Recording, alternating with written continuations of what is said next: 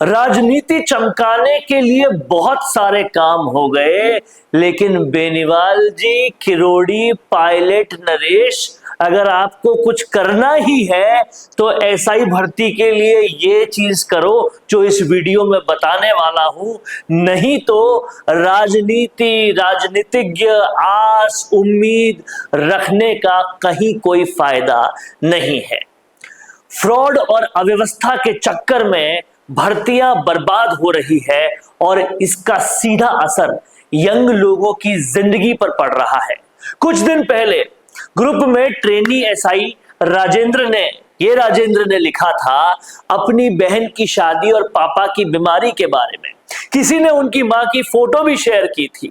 सोचिए अब उस फैमिली का क्या होगा। सोचिए हम ऐसे समाज में रहते हैं जहां सोशल सिक्योरिटी नाम की चीज ही नहीं है, इस पर कोई सीरियस बात भी नहीं होती, जॉब ही सब कुछ लगती है, सक्सेस का एक खेल ही है सब कुछ, जॉब ही बस एक ऑप्शन है। फार्मर हो, मजदूर हो, छोटे व्यापारी हो, कोई अपने फ्यूचर को लेकर सिक्योर नहीं है। एजुकेशन, हेल्थ, खाना, बेसिक चीजों की गारंटी नहीं है, इसलिए जॉब मिलना किसी यंग बंदे के लिए सबसे बड़ी बात होती है। कोटा में तो रोज देखते हैं बच्चे डिप्रेशन में आकर सुसाइड कर लेते हैं। उन पर प्रेशर होता है पेरेंट्स का, सोसाइटी का, क्योंकि पेरेंट्स को बस यही दिखता है अगर नहीं कर पाया तो क्या करेंगे। एसआई भर्ती 2021 का केस तो लंबे टाइम से कंट्रोवर्सी में है ही। सिंगल बेंच ने कैंसिल कर दिया, डीबी ने स्टे दे दिया, एविडेंस पर भी डाउट है, इन्वेस्टिगेशन एजेंसी की रिपोर्ट कैसे लीक हुई ये भी सवाल है। एक साइड है वो कैंडिडेट्स जो होप लेकर बैठे हैं कि सिलेक्शन हो जाएगा लेकिन नहीं हो पाए, बिल्कुल पॉसिबल है उनकी जगह कोई फ्रॉड घुस गया हो, और दूसरी साइड है वो लोग जो सेलेक्ट हो गए, उनकी पूरी जिंदगी इसी के हिसाब से प्लान हो गई। वो सिर्फ एक एग्जाम की बात नहीं है, हर स्टेट में रिक्रूटमेंट्स में स्कैम हो रहा है, एसएससी, रेलवे, बड़े बड़े डिपार्टमेंट में सब जगह धोखा चल रहा है। 2016 के बाद कोचिंग का ट्रेंड इतना बढ़ गया कि हर साल कट ऑफ ऐसे बढ़ने लगा जैसे रॉकेट हो, हर जगह फ्रॉड एक्सपोज हो रहा है। इसमें सबसे बड़ा सवाल है गवर्नमेंट और पावर वालों की कोई अकाउंटेबिलिटी है भी या नहीं। स्टेट का छोटा मोटा आदमी भी आपको इफेक्ट करता है पर उसकी जिम्मेदारी जीरो है। एसआई एग्जाम में डमी कैंडिडेट्स बिठा दिए गए, सबसे पहले लेवल पर आपने अनस्किल्ड इन्विजिलेटर लगाए। अगर वो अलर्ट होते, ट्रेंड होते, अपना काम ढंग से कर रहे होते तो इतने डमी कैंडिडेट्स एग्जाम में बैठ ही नहीं पाते। इसके बाद हर डिस्ट्रिक्ट के ऑफिसर्स जो एग्जाम मैनेज कर रहे थे वो फेल हो गए। आरपीएससी के मेंबर्स जिनके बारे में हाई कोर्ट में कमेंट कर चुकी है उनका क्या हुआ। अपनी जिंदगी तो लग्जरी में बिताई, पद का पूरा फायदा उठाया पर जिम्मेदारी निभाई नहीं। उनकी अकाउंटेबिलिटी क्या है। और स्टेट लेवल के बड़े ऑफिसर्स जब निकलते हैं तो सड़क खाली हो जाती है, बड़े बंगले में बैठे रहते हैं, पर एग्जाम में फेल होने की जिम्मेदारी किसकी है।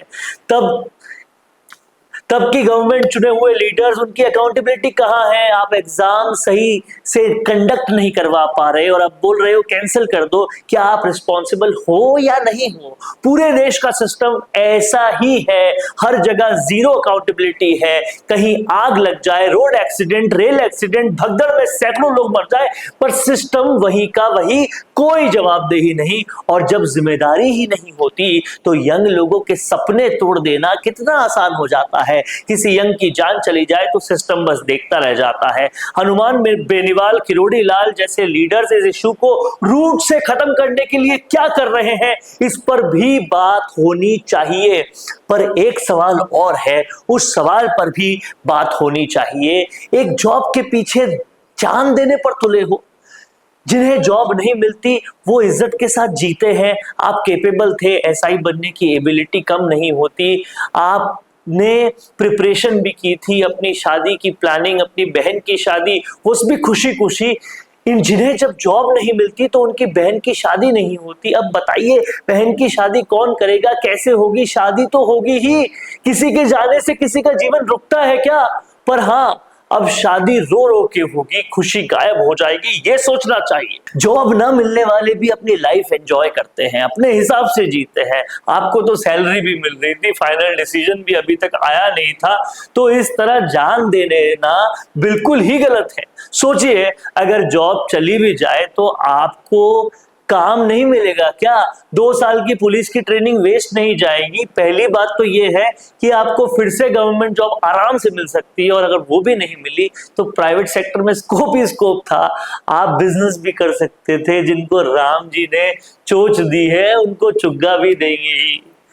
जिन्हें जॉब नहीं मिलती उनकी लाइफ में कम चैलेंज नहीं होते। शादी या बहन की शादी से बड़ी मुश्किलें भी आती है, पर जिंदगी से भाग जाना ये जिम्मेदारी खत्म करने वाली बात है। आप पीछे छोड़ जाएंगे रोते बिलखते लोगों को, लाइफ भर के दर्द देकर जाएंगे। इससे बड़ा क्राइम क्या होगा? और ट्रेनी भाइयों, अगर आपको या आपके दोस्त को डिप्रेशन है तो उसका इशारा आपको समझना चाहिए। उसको संभालो, अकेला मत छोड़ो। इस केस में कौन गया था उसको सपोर्ट देने के लिए? किसने जाकर हिम्मत बढ़ाई थी? किसने पीठ थपथपा कर कहा था भाई सब ठीक हो जाएगा? शायद किसी ने नहीं, सबने ग्रुप में ही कुछ ना कुछ लिख दिया होगा और अपनी ड्यूटी पूरी समझ ली होगी। ऐसे नहीं होता। एक दूसरे का आपको ध्यान रखना पड़ेगा और समझना पड़ेगा इन सारी चीजों को। लेकिन सवाल है कि न्याय कहां पर है? जब सब कुछ हो गया था, ग्रुप्स में बात थी, तो न्याय कहां हुआ? ये सबसे बड़ा सवाल है। हर अखबार जो है वो बात कर रहा है, लोग धरना प्रदर्शन कर रहे हैं, सब कुछ हो रहा है, लेकिन न्याय कहीं पर भी नहीं मिल रहा है। देखिए कि कैसे प्रशासन न्याय तो नहीं कर रहा लेकिन परिजनों को दबाने में लगा है। ये वीडियो देखिए। नहीं किसी से भीख मांगते, हम हमारा हक मांगते, नहीं किसी से भीख मांगते।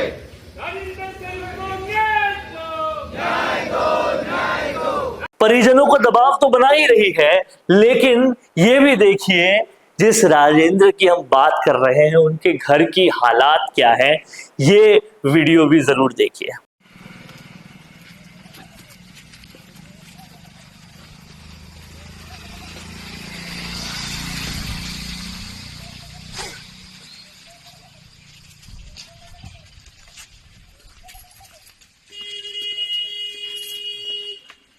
ये राजेंद्र के घर के हालात हैं। जो वीडियो आप देख रहे हैं आपके सामने है।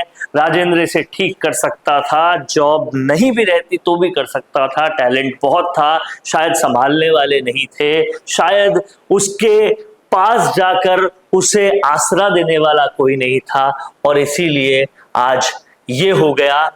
एक जॉब सब कुछ नहीं होती, और प्रशासन से लेकर ऊपर के आईएएस अफसर जो टैक्स की तनख्वाह से, जो हमारे टैक्सों से तनख्वाह ले रहे हैं, उनकी जिम्मेदारी भी बनती है। आपका क्या कहना है इस वीडियो पर? लिख डालिए कमेंट बॉक्स में। देखते रहिए संवाद, क्योंकि ये संवाद है भारत का, भारत के लिए। नमस्कार। भारत का सबसे तेजी से बढ़ता हुआ डिजिटल न्यूज चैनल, जिसका परिवार 4,17,000 लोगों से भी ज्यादा बढ़ रहा है। वो संवाद न्यूज चाहता है हर जिले और हर राज्य में मीडिया पार्टनर्स। तो अगर आप बनना चाहते हैं संवाद न्यूज के पार्टनर्स, तो कांटेक्ट करें नीचे दिए गए नंबर्स पर। इसके अलावा अगर आप वीडियो एडिटर बनना चाहते हैं या फिर न्यूज इंडस्ट्री में बतौर इंटर्न सब सीखना चाहते हैं, तो संवाद न्यूज के जयपुर हेड ऑफिस में काम करने के लिए संपर्क करें स्क्रीन पर दिए गए नंबर पर।